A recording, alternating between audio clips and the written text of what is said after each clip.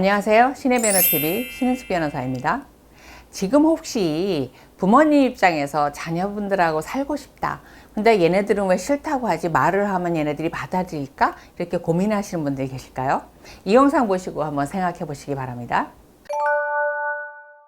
자녀들이 부모님과 함께 살고 싶어 할 때가 있어요. 어렸을 때는 살 수밖에 없죠. 근데 대학교만 가도 나가고 싶어 하는 자녀들이 꽤 있습니다. 독립하고 싶다, 뭐 이런 거죠. 근데 결혼을 하면 당연히 이제 나가는 것으로 생각을 하죠. 결혼하고 나서도 뭐 시가에 본가에 뭐 가풍을 이어받는다고 합가하고 이렇게 내보내는 가정 없지는 않습니다. 있습니다. 근데 아주 드물죠. 결혼하면서 당연히 이제 분가하는 거로 돼 있고, 그 이전에 자녀가 취업을 하게 된다라고 하면 분가하는 경우도 상당히 있습니다. 우리들 이렇게 뒤돌아보면 나이 먹어갈수록 부모님하고 산다는 게 좀 불편한 게 있죠. 불편함이 있어요. 그러니까 뭐 술 마시고 친구들하고 놀다 늦게 들어올 수 있는데 일찍 들어와라. 그 다음에 차 조심해라. 그 다음에 사람 조심해라.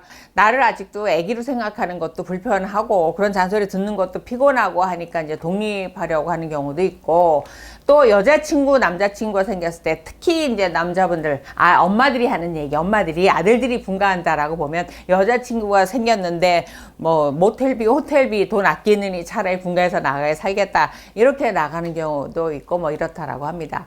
그러면 이제 그때 둥지를 떠나서 영원히 떠나가는 거죠. 근데 부모님은 사실은 자녀분들하고 살고 싶어 하는 경우가 많고, 노년이 돼서 이 아이들이 나를 모셔줄까? 물론 이런 생각을 안 한다고 하지만 마음속 한 구석에 기대하고 있는 경우는 있어요. 하지만 지금 태태가 부모님이 먼저 자녀한테 우리랑 같이 살자, 뭐 이렇게 얘기할 수 있는 시대가 아니잖아요. 근데 자녀분들이 이렇게 떠나가는 자녀분들이 부모님과 살고 싶어 하는 때가 제가 볼 때 딱 두 시기가 있습니다.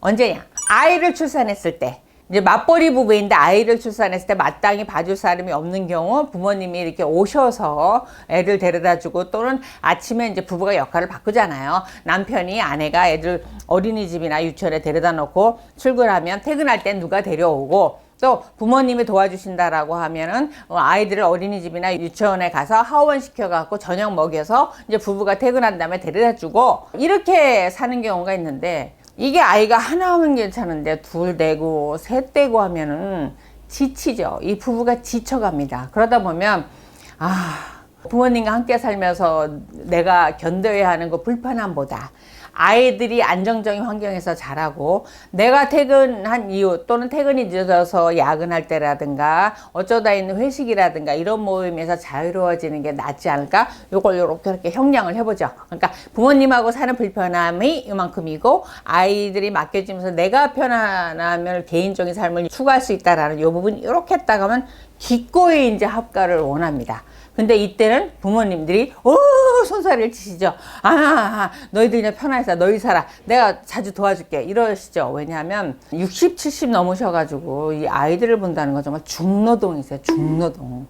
아이를 그 아기 적부터 유치원까지만 길러주시만 해도 그 동년배 다른 분들에 비해서 폭삭 늙어 계시다는 거 아니에요. 너무 힘드니까 부모님들이 이를 거부합니다. 그 다음에 또 하나, 자녀 뒷바라지에 남편 뒷바라지에 은퇴해서는 여행도 다니고 친구들하고 다 편하게 살고 싶고 이런데, 그때 손주 봐줘야 된다라고 하면 나의 인상은 또다시 신혼초로 돌아가서 그 생활로 반복된다라는 게 너무너무 끔찍하다는 거죠. 그러니까 부모님들은 원하지 않지만 자녀들이 첫 번째 원할 때가 요때입니다. 아이 출산해서 힘들 때, 초등학교 들어가기 전까지 손이 많이 갈 때, 요때 자녀분들이 합가를 원하는 경우가 많아요. 뭐 이것까지는 뭐 사실 뭐 희망적이고 뭔가 이렇게 긍정적인 부분이 있고 에너지가 느껴지고 이런 부분이 있잖아요. 근데 슬프게 두 번째로 자녀분들이 합가에 살기를 원할 때가 내가 죽기 직전입니다. 내가 늙어서 더 이상 은행 가는 것도 힘들어지고, 그 다음에 내가 돈 관리도 못하고 하다못해 뭐 전기요금 이런 것도 못 내고 세금도 못 내고 병원도 제대로 못 가고, 이럴 때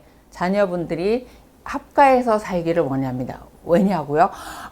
자녀분들이 병원도 모시고 가고 그 돈 관리도 다 해주고 물론 이런 것도 하겠죠. 하지만 그게 아닙니다. 요즘 경험을 아직 못 해보셔서 제 말이 아유 설마 이러실 건데 80, 90 넘으셔갖고 자녀분들이 서로 저기 풀자기 다이빙 하듯이 먼저 들어가려고 하는 게 결국은 마지막에 모셨던 자녀한테 이상하게 전 재산이 다 넘어가는 현상이 있더라는 거예요.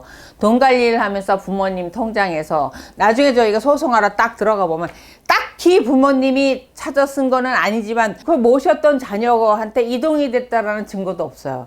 그냥 슬슬슬슬슬슬슬 손에 쥔 모래처럼 슬슬슬슬슬 은행 잔고가 빠져나갑니다. 몇 년에 걸쳐서.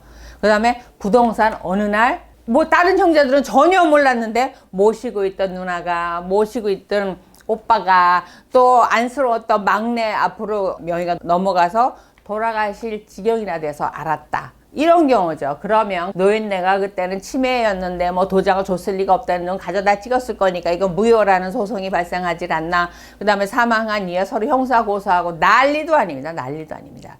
그렇게 하다 보니까 내가 운신을 못할 정도로 이렇게 드러나 있을 때는 서로 납치하듯이 모셔가는 경우가 있어요. 그래가지고 연락처 끊고 찾아가도 문을 열어도 경찰을 시켜서 문을 열라고 해도 열어주지도 않고 그래서 자녀분이 1층이었는데요. 앞 발코니를 통해서 들어가고 별의별 일이 다 벌어집니다. 왜요? 그 자녀한테 집이 넘어가니까요. 집이 넘어가는 걸 막아야 된다. 난 다른 욕심이 없다. 그대로 두고 들어가시면 형제들이 상속분대로 나눠 가지면 된다라는 게 그 밖에 계신 자녀분들이고 그 안에서 노인네를 사수하고 있는 자녀 입장에서는 그걸 전부 다 가져와야 되는데 왜냐? 내가 고생했다는 거예요. 불과 1, 2년 모셔놓고. 내가 고생 다 했고 할 말 있잖아요. 대소변 내가 다 받아내놓고 피고름 다 내가 받아냈는데 이 집 내 거다 이런 거죠. 여러분은 어느 쪽이신가요? 참 늙어가는 입장에서 우프도 아니고 슬프죠. 근데 그게 현실입니다. 그래서 저는 제발 내가 영원히 지금 같은 정신 상태로 영원히 살 거라고 생각하지 마시고요. 어느 날 갑자기 현관문 열라는데 비밀번호가 생각이 잠깐 안 난다라든가 어느 날 휴대전화가 냉장고나 세탁기에서 나온다든가 되면은 재산 정리 좀 하시자고요. 그때는 내가 요거를 가지고 내가 다 쓰면서 요양 가서 살리 자녀들한테 물어보세요. 살까? 아니면 내가 너희들한테 몇 대 몇으로 나눠줄까? 아니면 나랑 살 자녀가 누군지 손들어봐. 그럼 다른 자녀들은 이 자녀하고 재산 어떻게 할 거야? 한 번만 모여서 얘기를 해주세요. 한 번만 모여서 얘기를 해주시고 이 룰을 좀 정해주시기 바랍니다. 그래야 남들 보기에도 아유 혀를 찰 만한 이런 참 웃지도 못할 상황이 안 벌어집니다. 누구한테나 이 순간이 옵니다.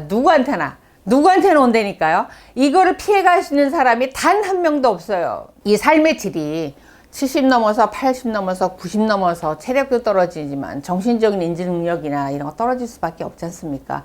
미리 정리해 주시기 바랍니다. 내가 100살 정도 살 거라고 생각하시고 99살에 정리하지 마시고 70 넘으시면 고민을 좀 해보시기 바랍니다. 오늘 영상 도움이 되셨다면 좋아요, 구독하기 부탁드립니다.